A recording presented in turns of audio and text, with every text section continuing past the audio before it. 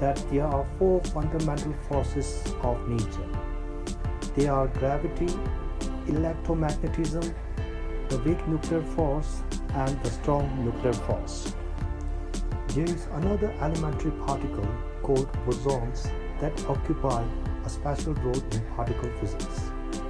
They act either as force carriers, which give rise to force between the particles, or give rise to the phenomena of mass.